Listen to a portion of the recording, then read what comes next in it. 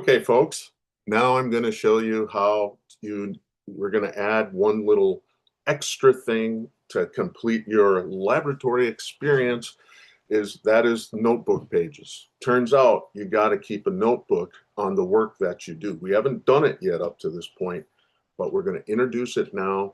And from this point forward, that's something that you will need to address. And it turns out the importance of a notebook is when you're doing lab work, like in my research, for instance, you need to have a way of recording everything you do in the lab. And it has to be in your handwriting, although I think some of the standards eventually will be changing because of the advent of a lot of computer accessories and stuff. So it'll be less of an issue, I guess. And so what I want to do is provide a little notebook training because many of you, this is your first time in a chemistry laboratory. And we want to equip you so that if many of you are going on to take other chemistries, and they have labs associated with them, and you're going to be expected to keep a notebook. So in order to train you properly and prepare you for that process, I'm going to we're going to ask now, or require is a better word. It's not really asking. It's kind of like when my mom said, Henry, can you do the dishes? She wasn't asking me if I could. She was telling me to do it. It was just a polite way. So yeah, you'll be required. It'll be rolled into your lab grade from this point forward. You need to do this and follow the steps of a notebook. I'll give you a quick example why it's important. Because when you do a lab, if you don't take notes and have a lab notebook or a lab record, a notebook record, notebook pages record of every step you take, if you don't do that, even if there were witnesses, it would be like you never did the lab. So in my lab, we try to make new discoveries for different things. And I have a couple of patents for drugs that we discovered. And it turns out that if I didn't have written record to record that, and someone were to challenge me, I would have those patents revoked. They wouldn't count because if there's no written record, then as far as the rest of the world knows, it never happened. So we need to train you. That's part of being a chemist and part of doing chemistry is having a solid notebook. So I'm going to show you what the requirements are. I will go through this particular example, and you will also have access to this notebook page description so you know what we want to see on the notebook page. Now, I'm going to be honest with you. I do notebooks a little differently in my research lab, so there is some variation that's allowed, but the way that I'm going to be showing you is according to how all Chem 111 students are being trained. And so I'm taking those people who are taking the lab in person, I'm using their process because you're going to go on and take Chem 112 or whatever lab. This is the process you're going to use. So, and so for that reason, I'm going to show you this. And I say that up front because there's terminology, there's one little abbreviation. I cannot figure out what it means. And so I have an email into the lab coordinator for the in-person labs. It's kind of funny. I'm going to show you what I actually was trying to find when it's time. And I'll show you what Google came up with, and it did none of it's helpful. Okay, so here we go. I'm going to go ahead and get to, let me just, okay.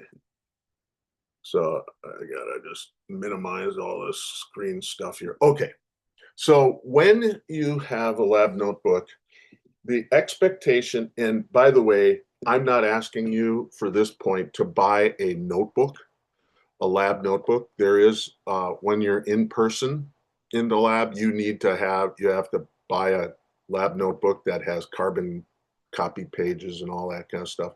Not at all what we need here. I'm fine if you just use a regular tablet, paper, whatever, but it has to be written by you as you go, every step of the way.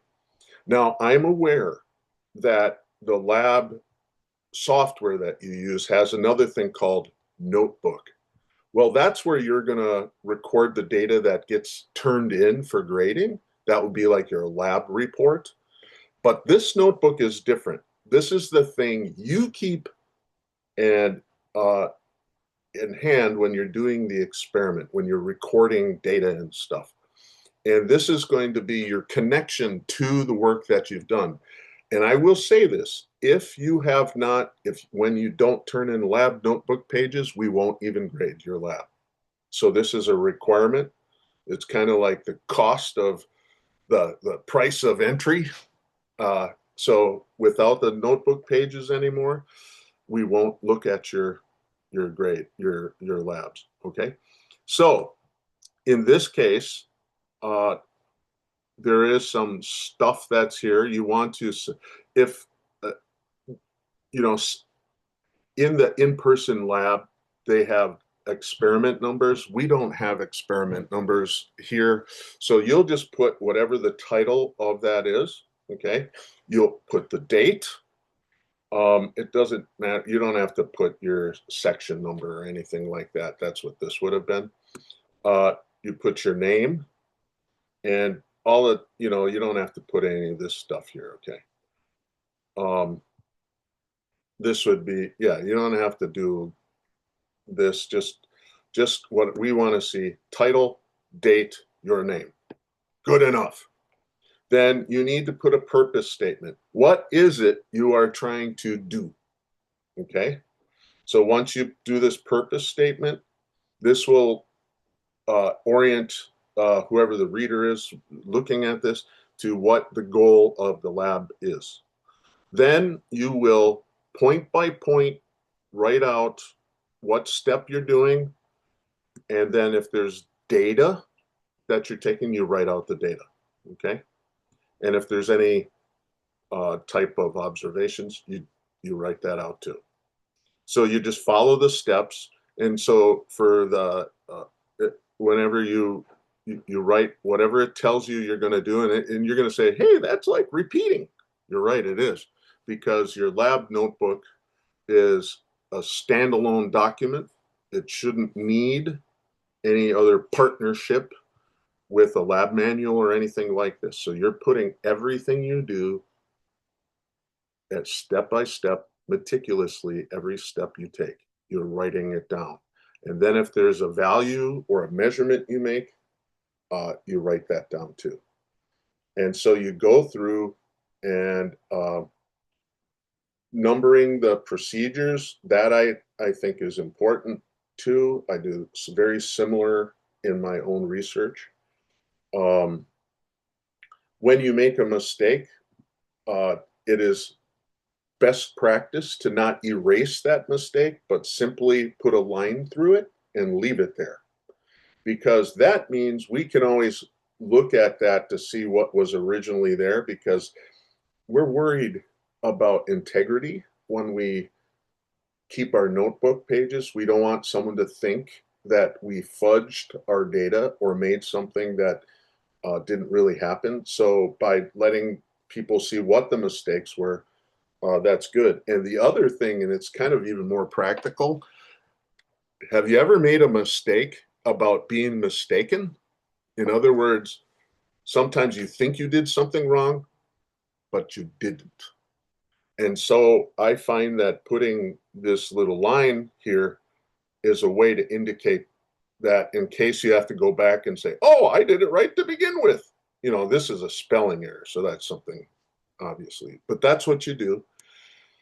And then here's where this crazy thing comes into play, this NFE. I have no idea what that means at all. Okay. But that's what you're being trained to do in the in-person class. And at the end, I'll show you my attempt to figure out what that means. It's kind of funny. Anyway, you put a line when there's a space, because that indicates that's the end of that page. There's no more work. In this case, it's probably less needed, honestly. It's pretty self-evident. But when you come down here, go all the way down, you'll finish and you'll have a big portion of the page open, then you do that. Now, so it says end of page are noted as NFE. I have no idea what that means. And so I went to look it up, and this is bizarre what I found. So here's my net funds employed, non-financial entity, need feed efficient, net feed efficient, nasopharyngeal fiber endoscopy. And then I was looking down, and there was one like, where did I find it? It was no effing excuses is the one that I came. Oh, right here. No effing excuse. I'm like, okay, I'll pass on that. So I don't know what it means. Maybe someday I'll find out. I sent in an email to ask my colleague who is the lab coordinator for the in-person, and then at the bottom of every page, they're going to have you sign it and put the date. So it seems kind of redundant, but that's what they want. Okay, so this is how you will keep your notebook pages. Now, how would that look in this class? You can just use a piece of normal tablet paper. Go ahead, keep track, write it in. And then what you're going to do is somehow, you could use your phone or whatever, take pictures of that those pages, and you will upload them into a link provided for notebook pages for a given lab. So that's how we're going to work this, okay?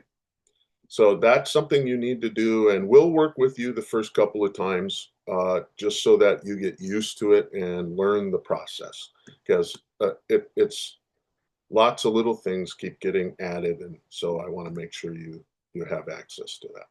Okay, there you have it. Going to go ahead and sign out. All right.